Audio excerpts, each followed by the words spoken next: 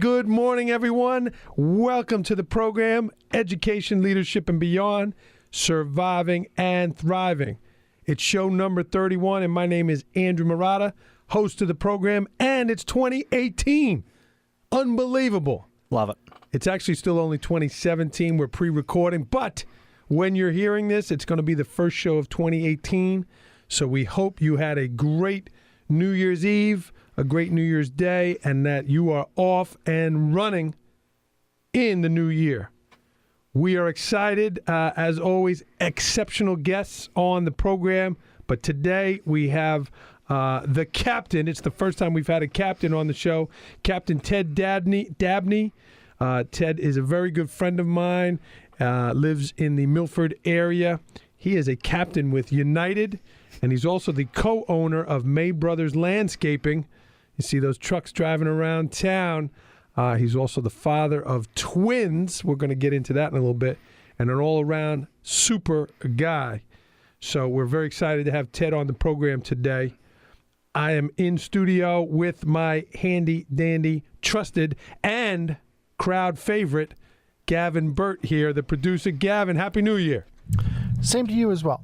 You know, we're pre-recording, so I can't really ask how your New Year was, but we're playing that game with the audience, you know?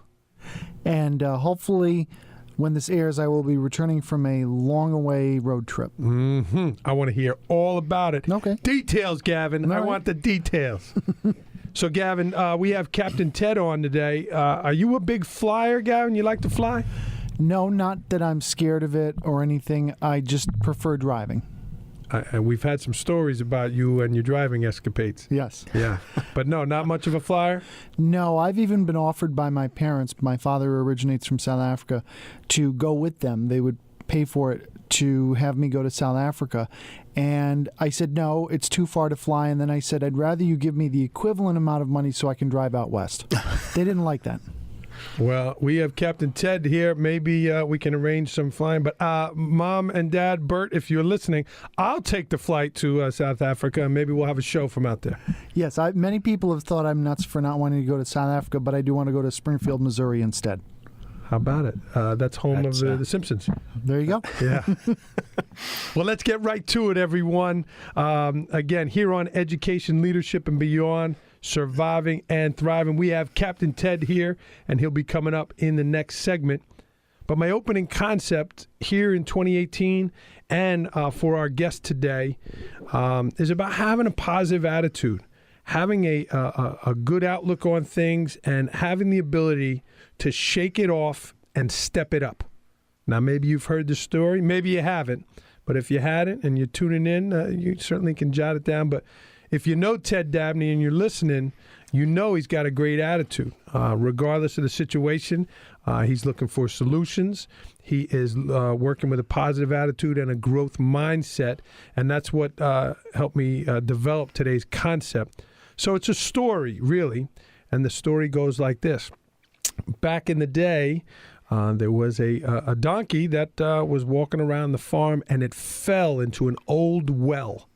And it was many, many feet down, and the donkey was, certainly wailing and crying that it was stuck in the well. And the farmer kind of looked down the well and said, "Oh my God, what are we going to do here? It's going to be impossible to get that donkey out of there." So the farmer said, "You know what? We got to put it out of his misery." So they just started shoveling dirt down on the donkey, and we're really, going to suffocate the donkey. And as he's throwing dirt down there, you hear more screaming, more wailing.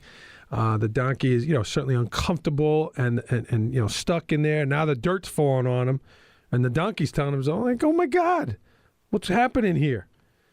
The farmer heard the sound, so he kind of said, "Oh, we got to speed this up. We can't have this suffering."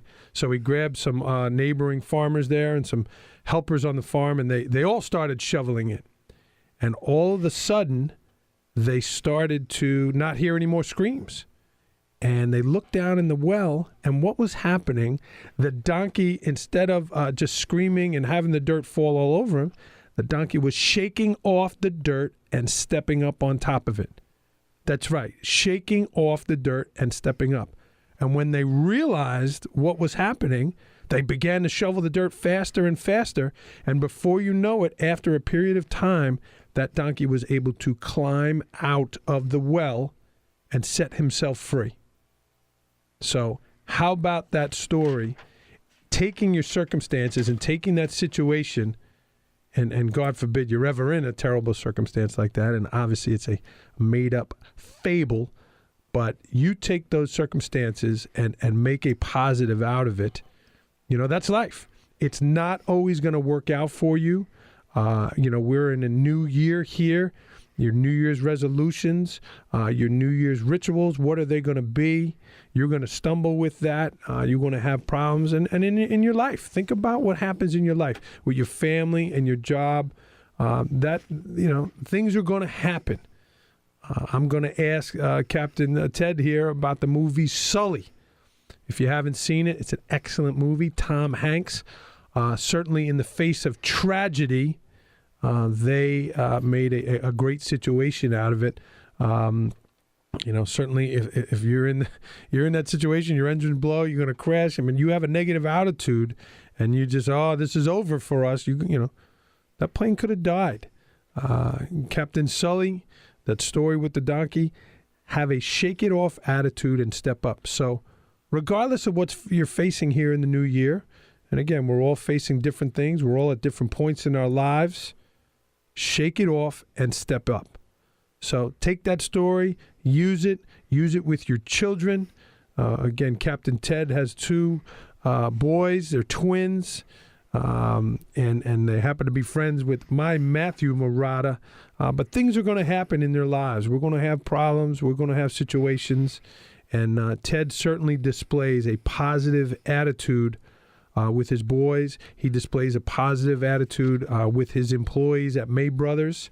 And certainly as a pilot commanding that aircraft, working for United, he works in a positive attitude and keeps a good outlook on things. So that's the opening concept.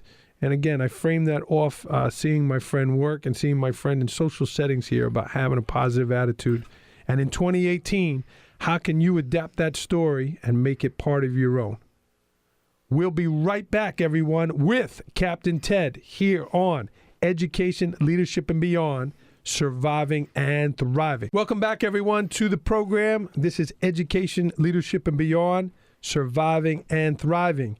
It's show number 31, and my name's Andrew Murata, host of the show. And Happy New Year to everyone. Thank you to all my listeners returning here in the new year, as well as any new listeners that are joining us. Maybe it's a New Year's resolution to tune in on Saturday mornings for Education, Leadership, and Beyond. But we are ready for takeoff. Buckle up. Sitting in studio with me is Captain Ted Dabney. Captain Ted, welcome to the program. Well, thanks for having me, Andrew. It's good to be here. Normally you're in the captain's chair, giving the instructions, leading the way here. I am. It's a little different being behind the mic, such as this one. Yeah, but the soundboard, all this stuff, that's like child's play for you. Child's with play. An airplane. Absolutely. You're going to bring Gavin with you into the Gavin and I are going flying. South Africa? Not South Africa. Not my airplane. We might not be able to make it all the way there. Well, we appreciate you making time in your busy schedule. I know you have a lot going on here, Captain Ted, but let's get right to it. Ted, you're the first pilot we've had on the program. We've had a lot of leaders, a lot of people in leadership positions, and not only you're a pilot, you're a captain. So how did you get started in that field? I'm lucky. My stepfather and essentially my father, because he was the one that raised me, was a pilot for Pan Am Airlines. And then when the merger between Pan Am and United happened, he ended up going with United Airlines back in the late 80s. So ever since I was in diapers, I have always been fascinated by travel, by airplanes. And it's the one thing I wanted to do my whole life, was to fly an airplane. Did he bring you in the cockpit? Did he? Absolutely. Yeah. It was. I'm just so lucky to have chased to have a dream and chase it and to accomplish it. It's just something I've always wanted to do. So Ted, from that moment as a young boy to say, man, I really want to do this, to you putting that plane in gear. Did you go to school for it? What did you go to school for, and how did you get the training? Well, I started my aviation career actually in high school. You can start flying at 14 years old. You can become licensed at 16 years old. My brother was instructing me down in Clearwater, Florida. And really just kind of got started that summer when I was in high school. And I always knew that was something I wanted to do, but didn't really get into the real training until I was a sophomore in college. And I started in the aviation management program at Lynn University in Boca Raton, Florida. And not a bad place to be. Not a bad place to be, especially this time of year. Absolutely. So I started going to school, studying aviation, and then doing all my flying on the side. Now, while I was in school, I decided that maybe it's not best to have all my eggs into one basket, get a degree in aviation, and also want to fly because of something in the industry. This was pre-9/11 occurred. I would have something to fall back onto. So I actually got my degree in hospitality administration, which, looking at it, there is that parallel. Mm-hmm. So I got my degree in hospitality administration. I did all my flying on the side while I was in school, and I graduated Lynn University in May of '98. And May of '98, and started flying the next day. How about it, really? Yeah. I was. While I was at school, I was working over at the local airport, pumping gas, and shaking hands and meeting people. And I was fortunate enough to get a job flying for a charter company, flying Learjets. Wow. And they had what they called a third pilot program. And essentially that program, you would go along almost as a flight attendant. You'd have two pilots and a flight attendant that would serve the customers. Then on the way back, when nobody was on the airplane, they'd put you at the controls. So you could learn the Learjet and how to fly it. Wow. Yeah. Captain Ted, we had a program a couple of weeks ago about all the deposits you put up into that moment until when you are now in the driver's seat and you make that big withdrawal. Yeah. Do you remember that first time that you took air? Absolutely. Absolutely, I do. And to this day, every time that I push those thrust levers up, I'm grateful for the opportunity that I have. Wow. It's as a matter of fact, I just upgraded to captain at United Airlines, and I gave a toast at our captain's dinner that United has, and spoke just of that, how it's been my life dream. And I remember sitting in high school at Langley High School in McLean, Virginia, in algebra class, not paying attention but watching the airplanes. Wow. Or at football practice, looking up at the sky, thinking that's all I want to do.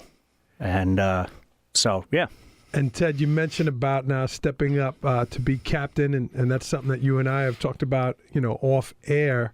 What led to that decision, and what's the biggest difference from sitting on the right side of the plane to the left side of the plane? The decision was made after deliberation with my wife. It's a big decision. Captain of Team Dabney, I believe. Yes, she is a captain. Captain Julie. Captain Julie is. She's the captain. She's still making the decisions. But after deliberation, prior to upgrading, I had complete control over my schedule, meaning the boys' birthdays are off, all the holidays are off. I was able to control life. And that was one of the biggest obstacles of taking the next step. Am I willing to sacrifice being gone a little bit more and not being around for those important days like I was? Mm-hmm. And so after deliberation, the timing was right, Mr. Andrew. It was right. And in coaching, they call it, I think they call it 14 inches, moving over to the coach's seat. You're moving 3 or 4 feet. But in terms of the leadership, in terms of your experience, what's the difference in sitting on the left side there? Well, you're the final authority to the safety of the aircraft. So instead of looking to my left and saying, hey, what do we do now? Now I've got guys that are sitting to my right saying, hey, what are we going to do? And it's my decision. It's our decision. I will never make a decision without, if it's something in the back, the flight attendants and the first officer and I will come to a mutual agreement, and I will stand behind that. As far as up front, I will never make a decision without running it by the first officer. And Ted, I have a question here about, is there any fear when you fly. Certainly 9/11 happened, and there was, for all the baseball fans, that pitcher just died in a small aircraft. Yeah. But you're making those decisions now, and one of the things you see with a captain with good experience is calm. Is there ever fear that creeps into you that something could go wrong? And no, there's never that fear because you're prepared. You're prepared every year in the simulator for odds and ends that can happen, your engine failures, that all specific aircraft type stuff. The number one thing you have to do is remember that you are flying an airplane. Fly the airplane first. Be responsible. Make sure that everything that you can control is controlled. Then we're going to worry about the problem. And you mentioned the simulator. Is that something that's a standard that you train and where they throw curveballs at Oh, you? yeah. That's your low visibility stuff, your single engine work. Now we just switch cycles. It's every 9 months we go to the simulator. Okay. So one is just working on malfunctions of the aircraft, and then the other one is like you're flying from point A to point B, and X happens. How are you going to deal with X? Who are you going to involve in your decision making? So, and to bring your point, are you ever nervous? I don't know that nervous is the term, but the stress level certainly increases. And by that, I mean, one of the last winter, long day, I forgot where we started, but we were coming in from down south, and the weather in Newark was a half mile, and the winds were blowing a half mile in snow, heavy snow. And the winds were blowing out of the northwest across the runway at 30 miles an hour, gusting to 40, 45. And that's when your stress level, that's when your awareness is at its highest, when you're most tired. And so the stress level does increase, and it can increase dramatically very quickly. Ted, I want to ask you about the movie Sully in a little bit. I loved it. I love Tom Hanks.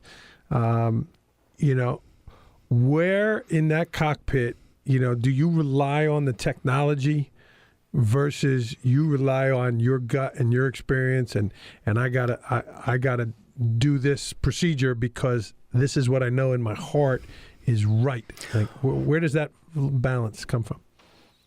Well, you expect the airplane to tell you what is wrong with it. But the airplane's not going to tell you what airport you're going to divert to, or if you're going to divert, or if there's a medical emergency in back. So the decision-making is pretty prevalent. Like, you have to know in any given instance, okay, where are we? Where's the nearest airport? How's the weather at that airport? Are we going to be able to go there? Do we have company facilities there, or should we go to point B? And one of the most important things to do is to involve the company in it too. We've got dispatchers that watch the aircraft from the time we take off to the time we land. So to be in touch with them and say, hey, can you pull up weather for these airports? Are they good for us to divert to? And you must have to process information and deliver information pretty quickly. That is correct. Yeah. That is correct. Yeah, because you've got to not only be on the same page as your first officer, you've got to be on the same page as the company, so that when you show up at an airport, you have people waiting there for you. And you also have to tell the flight attendants and the passengers that, your game plan. When that ding comes on there, it's like, oh, man. Yeah. Wow. Yep. Wow. So Ted, talking about that movie, like, how miraculous was that situation? I mean, miraculous. Now, I have not seen the movie. Really? I have not seen the movie. Purposefully? No, not purposefully. Oh. I am not. I'm not a big movie person. The last aviation movie I saw was Top Gun. Wow. Okay. Yeah. Okay. But I will make it a point to see Sully. Yeah. To answer your question, though, phenomenal. He really did a great job. With that being said, it was also the ideal day to have such an event happen. Not to undermine what he did. He did an amazing job. But clear skies, very light wind. You could see the Hudson. He knew he couldn't make Teterboro. Phenomenal. Phenomenal job. And I hope that if ever put in that situation, I will respond the way he did. Captain Ted, we don't want to have a spoiler alert for the movie, But the scrutiny that he faced afterwards, I didn't really remember that in the media. All you remembered was the great stuff. But there was some pretty intense scrutiny about his decision. That's the NTSB's and the FAA's job, is to try to put pilot error on it. Yeah. And that's why standard procedures and making sure you're adhering to policy is very important. Gavin's grabbing the mic, Captain Ted. I saw the movie too, and what I thought, and maybe I'm getting controversial again. If I am, we can cut this out. We pay our tax dollars for the NTSB and the FAA to exist.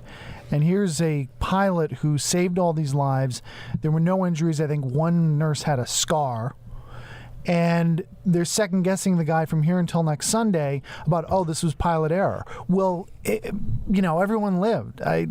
Something just seems wrong when, you have to spend all this time grilling a pilot who did the best job anyone in the world could have done. And that's one thing that bothers me. Monday morning quarterbacking is what we call, looking back at it. Well, what could he have done differently? That type. Right. And I agree. I agree. It should not be to try to hang the pilot. Obviously, he did an amazing job. I agree with you, Gavin, that we should not be wasting all of our taxpayer dollars on that. He hasn't seen the movie yet, but it's on the list. We got to take a commercial break, Captain Ted. We will be right back, everyone, with Captain Ted Dabney here on Education, Leadership, and Beyond, Surviving and Thriving. Welcome back, everyone, to Education, Leadership, and Beyond, Surviving and Thriving. It's show number 31, and we are in 2018. Happy New Year, everyone. This show is flying right along with Captain Ted. Ted, again, I don't know if you could tell, I am fascinated with the airline industry and, the magic behind the curtain. Like, you get to see the other side of it. Ted, I know you're not the guy that does the tickets and that kind of stuff. You fly the planes, but where's the airline industry going? Sometimes it just seems so non-customer friendly. These that's an interesting question, because I am seeing for the first time at our particular airline a CEO that not only cares about his people but also cares about those that are traveling on his airline. And I think we're seeing a fundamental adjustment between regional jets and what we call mainline flying. The bigger airplanes are now replacing the regional jets on many routes that United flies. And part of that stems from, the airline industry was not great many years ago. Not a lot of people got into flying. So the regional airlines are having a hard time hiring pilots right now, because it just when an industry takes a downturn like this particular one did, who wants to go fly? Who wants to devote all that time and energy and effort to something that will not reward you? That's a fair point. And, that leads me to my next question, Ted. We spoke a little bit about it. You're getting to see the world. You're getting to do something you love. But I know you miss some things with your family and the time away. How do you balance that work life versus that time with your boys and your wife, at home? Well, from an airline perspective, it's every time I'm away. Not every time I'm away, but a majority of the time that I'm away, the washer breaks. The dishwasher breaks, the hot water heater goes. It's a stress that's added. What a lot of people think is, you're an airline pilot, you must be sitting around by a pool drinking umbrella drinks, every night. And that's just not the case. It's a different mindset. I'm at work. I'm not on vacation with my wife and family. Yeah. So it's a tough balance. So when I'm away, but still have to deal with things that are going on at home. When I'm home, I try to relieve the captain of the home from some of her responsibilities. Captain Julie. Well, and Ted, your routine on the road, certainly issues with your family, but that leads us to our next topic. I wanted to, not only are you a father, a husband, a captain, you're also a co-owner of a pretty successful business, yes. May Brothers Landscaping. Yeah. So you use some of that time on the road, your downtime, to help run this business, correct? Yes, that is correct. Okay. Tell us a little bit about May Brothers Landscaping. Well, let's see. When I was in high school, I had a landscaping company, And it was pretty successful. It was a short-term thing, though, just during high school. And moved down to Florida. Julie and I moved up here in 2004, bought a home or built a home on a couple of acres. And I realized that I needed a piece of machinery to cut this property that we just moved on. You weren't out there with your weed whacker. That's it. So I got to think I was flying for the Continental Express at the time, and needed a little bit of supplemental income, we'll call it. So I decided to get my commercial walk-behind mower, and that's what I cut my property with. And then a light bulb went off in my head one day while I'm sitting on the couch on my days off trying to figure out what I should do. So why don't I see if I can drum up a little business? So I did. And I ended up that season just having a couple of yards. And then it grew into I had 2 guys working for me. Then those 2 guys left me. And my business partner now, Aaron May, I had just purchased a new mower. And he said, hey, is there any chance that we met through a mutual friend? He said, is there any chance that I could use your mower and you can use my guys to cut your yards? I said, yeah, that's outstanding. Sounds great. So for that summer, his guys cut my yards. Everything worked out well. And then that fall, I'm driving to the airport. He calls me and he says, hey, listen, I've got an opportunity to do snow removal for Lowe's. I said, okay, that sounds good. He's like, but I don't have the ability to purchase the equipment to do it. And I said, all right, well, this is it then. Then we're in this together. And from there, we've grown to where we are today. And you mentioned Lowe's. Not only do you have Lowe's, you have a number of the box stores along the that Route 6. There. We do. We have since lost Lowe's, though. Okay. We have since, but that's okay. It's all right. That's all right. So, Ted, how then did you grow this business? Was it word of mouth? Were you part of the sales team? Tell me about, running a small business and growing that business, full small business. Well, I think that part of our growth is our product. Like, our yards look good. A very large part of it has been our customer service and referrals. And we can attribute a lot of the growth to, we're not just sending invoices. We don't want to be transactional. We want to be relational. So everything that we do inside of that business is trying to develop a relationship with that customer. And do you talk with your partner about the type of business you want to run and how important the customer service is? I do. And when we started, Aaron is the perfect guy. Boots on the ground, is outstanding at everything he does. His weakness is my strength.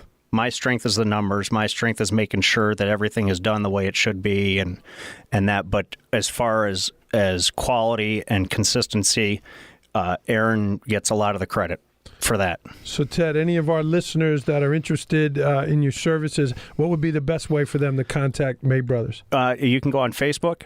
Facebook.com/May Brothers Landscaping, or you could give us a call at 570-228-6994. Repeat that, Captain Ted. 570-228-6994. Excellent. And if they say they heard it on Educational Leadership and Beyond, I hope you'll take care of them. Well, we will. Excellent. Be more than happy to. Excellent. Ted, in terms now, I know you have a lot of seasonal people that work for you, people that do snow removal, other people do grass cutting, and a lot of them might be teenagers. That's my business, working in a high school and working with kids. What are some of the characteristics that you look for when you're meeting people that, even if they're part-time people, that you're looking to hire? What are some of the characteristics you look for? It's getting more challenging every day with all the available work out there. We're looking for hard workers. We're looking for somebody that will look you in the eye when you talk to them. We're looking for somebody that will give you a handshake. We're looking for somebody that can help us grow, to share some of your similar values. Yeah. A lot of these are old school values. Yeah, too. I like it. I'm a big integrity person, but you can't interview integrity. You gotta see it. Yeah. You gotta see it out in the field. Is he gonna see a piece of trash on one of our commercial lots and go pick it up, or is he gonna walk by it? Is he gonna weed beds and throw them down the storm drain, or is he gonna put them in the truck? And you can tell a lot about a person by that. Absolutely. And Ted, we talked in the opening segment about that concept of shake it off and step it up. Bad things are going to happen. Mistakes are going to happen. And you, in my opinion, are someone that has a positive attitude and has that ability to do that. Tell me about owning a small business and, things that happen. Do you guys talk about that, about working through those tough situations? We do. Not as often as we should. It's probably, communication is I think we're good at it. I know there's a tremendous amount of room for improvement on it, both personally and if a weakness of mine is communicating. That's the captain at the home. Well, And but there's room for improvement, and I can improve. So that's kind of one of my goals for 2018. wow, putting it out there. Putting it out Captain Ted. Well, I wanted to ask you though, Ted. I mean, again, there's informational communication. We just talked about in a situation where there's an emergency, you're communicating that plane, its flight pattern, where you want to go. But then you're also you work with so many different people sitting in that cockpit. When I referee, I ref with a lot of the same guys. So there are guys that I'm familiar with. There's a familiarity. You're meeting a lot of people for the first time when you fly with them. How do you develop relationships and a rapport with this person you're going to be sitting next to for 3 hours? The airline does a great job of consistency and preparation and standardization. Okay. Standardization, that's the word I'm looking for. But standardization so that I know what the co-pilot is expected to do. The first officer, that is. And as far as a relationship is concerned, it is, back in the day, we used to fly the whole month together. Oh, wow. So you were able to develop relationships and things like that. But now we change pilots every week almost. Wow. So developing a relationship is more difficult than it used to be. But generally you can find a parallel, whether it's sports or kids, or you can usually find a parallel to have that relationship for the 3 or 4 days that you're out on the road together. Okay. Ted, we are up against a part of the show here. It's become a fan favorite. It's the rapid fire portion of the show. And these are quick answers. The thing that comes right to your mind first. We will give you a pass in there. All right, if one good. of them doesn't fit. Good. I know you haven't seen I like Sully, passes. So, okay. So, and again, there's a movie question in here, so we might have to give you that one. But what's the best thing about being a pilot? I think it's the responsibility of getting people from point A to point B, whether that point B is a wedding, a funeral, or something that is really great, is seeing families hug a soldier when we've brought them in. That is something that's really cool. Best word or words to describe having twins? Awesome. James and Drew, they're That's listening here for sure. Weirdest thing, this is a PG show, weirdest thing to ever happen while in flight? Well, lost an engine. Had an engine flame out. You did? Yes. Whoa. Yeah. Successful ending, I hope? Successful. Actually, we got it relit. So the engine relit. We continued. Yeah. Wow. Favorite place to fly? That's a tricky question. Are we talking overnight? Are we going somewhere? Are we going to the beach? Or a fun place to fly into like Washington Reagan Airport, where you're coming down the river and I see my high school on the right-hand side, and that's one of the funnest approaches to do is the river visual approach into Washington Reagan. Best overnight? Antigua's nice. Not a bad place to be. Not a bad place to hang your hat for 24 hours. Last book you read? Entree Leadership by Dave Ramsey. I'm going to pass you on the movie question. New Year's resolution, you spoke about that. What's a short-term goal, 1 to 3 months? Lose 10 pounds. Long-term goal, 5 or so years? Become debt-free. Excellent. Best purchase in the past year, under $100, that has had the greatest impact on your life? Running shoes. What, you want to share your brand here? Well, no, don't want to. That's a secret. That's a Okay. secret what's on these feet. We'll have to see you running through the town and possibly pick But that for up. mental health and physical health, I would say that's probably my best investment. Excellent. Gavin, that got your attention. I think you would be a fine guest on the Family Feud. Can I get some sound? Can I get that soundtrack out? Can we pull that up a little? You're going to work that in. Excellent. All right. Captain Ted, we have one more question before we go to break. Obviously, you're a busy guy. Yeah, you have a full family. You have a couple different jobs. You're doing a lot of things. In my book that I put out this fall called The Principle, Surviving and Thriving, surviving being the key part there. But I talk about making time to relax. That's something you and I, we're both very busy in our lives. On the baseball field, that's one place we found. But you and your family have found a nice place in Lake Wallenpaupack. Yes. What does that mean to you to go there with your family and to take that downtime together? Well, it's interesting. Most people say that the greatest 2 days of boat ownership are the day you buy it and the day you sell it. And we have not found that the case. As a matter of fact, it's the best investment maybe over $100 that we've made. Going out on the lake and being away from the electronic devices for the kids and kind of disconnecting for the afternoon and watching the sunset and being in the warmth and kids now doing water sports and things like that. It is definitely you can't do laundry out on the boat. You can't watch TV out on the boat. You can have refreshments out on the boat. It is definitely our little place to get away. And was that part of your mindset with your wife, Captain Julie, there to get that? Was this is a place for us to go for us to tone it down? Was that part of the discussion? I think it was. Yeah, it was part of the discussion. It was. Parallels between being captain of the ship and even though you're not captain out on the boat, not captain of the boat, you're doing most of the driving. Yeah. You know, a boat versus a plane, are they at all closely related? No, not even close. No. What's closer, driving a car, a boat, a plane? Which is closest to driving the plane, or none of the above? I don't know. It's flying an airplane is kind of out there by itself. It's kind of out there by itself, literally. Yeah. You're up in the air. Yeah. It's all up in the air. We're going to take a commercial break. He's doing a great job today on this flight here on Education, Leadership, and Beyond, Surviving and Thriving. We'll be right back with Captain Ted Dabney. Welcome back to the program, everyone. This is Andrew Marotta here on Education, Leadership, and Beyond, Surviving and Thriving. Show number 31, and we'll give you a quick recap of the opening segment before we get back to Captain Ted. And we talked about shake it off and step up. We told the story of a donkey that fell into the well. The owner looked down and said, "Oh," and, what's he going to do? So he and the farmers, the best thing they could think of was, well, let's just cover him up, and we'll move on from that donkey. And as he was covering up the hole, instead of just taking that dirt and mailing it in, that donkey shook off the dirt and stepped it up. Shook it off and stepped it up. And here in 2018, that's a story that we can all use when bad things happen to us. You could either get buried by the dirt or you can step it up.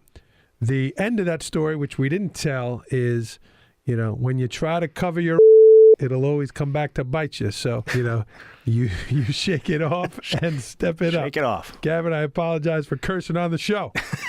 This is the write-in portion of the show. You can contact us at the program, Andrew at neversinkmediagroup.com, also on Twitter at AndrewMarotta21, or on my website, AndrewMarotta.com. And you could contact us. You have questions, you have comments, you're interested in purchasing The Principle, Surviving and Thriving here in 2018. Go to the website for more information. Let's bring Captain Ted back in. Captain Ted, we spoke about, again, hiring kids, whether it's, and I don't say kids, teenagers or young adults, for the plowing in the winter or cutting in the summer. And if people that might be a good fit for you, that they think are good workers, or they themselves are listening and they want to contact you at May Brothers Landscaping, what would be the best way for them to do that if they're interested in looking for work? Well, first of all, we'd love to have good help for all seasons. The best way is either facebook.com/ May Brothers Landscaping. You could send us a message there, or you could also email me directly at maybrothers_Ted, TED, @yahoo.com. Say that one more time, Ted. May Brothers, MAYBROTHERS _Ted, TED, @yahoo.com.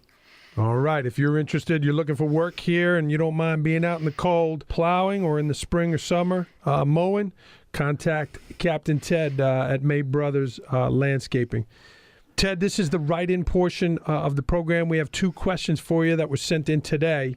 And the first one, Ted, there are a lot of people out there that have a fear of flying. And for someone that does it as a living and, has been doing it a long time, what advice or what would you say to someone that has that fear? Well, you get that question a lot. Airplanes don't just magically get from the runway into the air and to their destination. And I had the opportunity to speak with somebody about this who was just petrified of flying. And I sat them down for 45 minutes. And I went through every single thing from the fuel we have on board, to the runway calculation on that given day with that wind, that temperature, that precipitation, whether the runway's dry, whether it's wet, whether it's snowing, the speed that anything prior to this particular speed, anything happens, we're going to reject the takeoff. We're going to stop the airplane on the runway. It's safer to do that. After this given speed and prior to another speed, unless it's a major thing, we're going to go flying. The airplane wants to go flying. We want to go flying. The technical aspects of what it takes to get an airplane off the ground to the destination, every single thing is analyzed. And even flying over the Rocky Mountains. You know, if you lose an engine over the Rocky Mountains, you better make sure that you have a plan of what you're going to do. Either you're going to turn around and go back to point A, or you're going to continue across the mountains and go to point B. Everything is thought of. It is not magic. It is very technical and a very safe mode of transportation. Actually, with that being said, there's a statistic out there that says that if you were on an born on an airplane, and all you did your whole life was fly on that airplane, that you couldn't expect to die in an aviation-related accident until you were 77. How about it? 77 years of flying on an airplane. That's a lot. That's how safe it is. Those bathrooms, that's a lot of time being in those small bathrooms. It's small bathrooms. Not good. Captain Ted, one last question. We have a lot of high school students and college kids that are listening. You know, if they're interested in this, even if they're young like our children, but they might be somebody that's interested in becoming a pilot.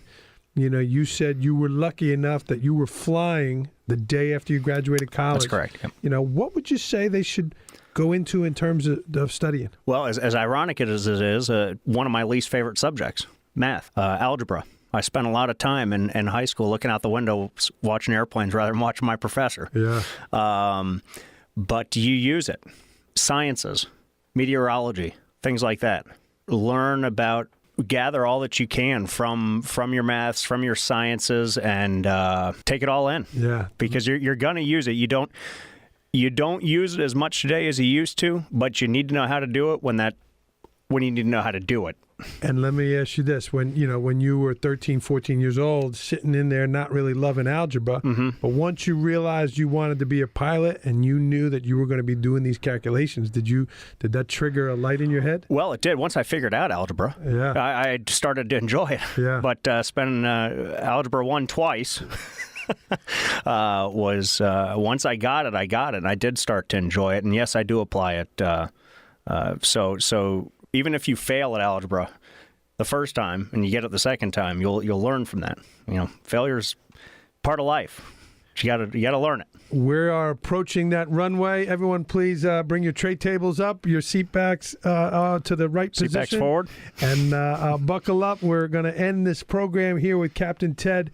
Again, Captain Ted, thank you so much for the time today and coming on the program. Thanks for having me. It was fun. Great. And again, that was Captain Ted with United and also the co-owner of May Brothers Landscaping. We do have a quote to end the program. He's a busy guy. He's putting a lot of time in different areas of his life. And the quote reads, "It's not how much time you put in, it's what you put into the time. It's not how much time you put in, it's what you put into the time." And that's for Captain Ted.